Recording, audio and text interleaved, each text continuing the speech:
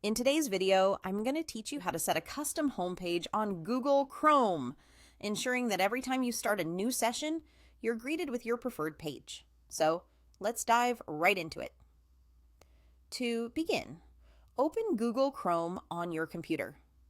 Once that's done, take a look at the upper right corner of your browser window where you should see 3 vertical dots, sometimes referred to as the Chrome menu. Give those dots a click and a drop-down menu will appear. From here, you'll want to scroll down and click on the option labeled Settings.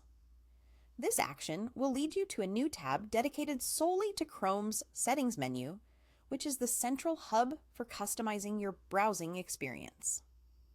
Now, direct your attention to the left-hand side of this page. You'll notice a list of various categories, but the one we're interested in today is Appearance. Go ahead and click on Appearance, which will bring up a new set of options in the main window area. Here, we're looking for the option that says Show Home button. To activate it, simply switch the toggle to the right.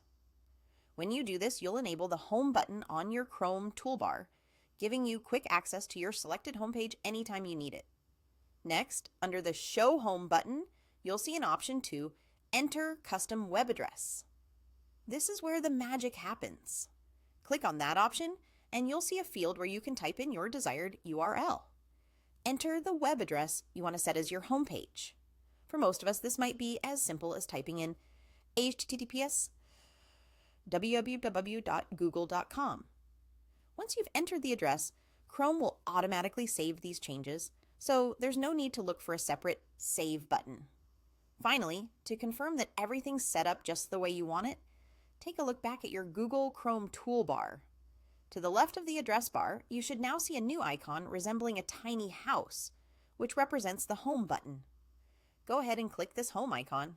If all went well, your browser should navigate to the web address you just entered, bringing up the page you specified as your new homepage.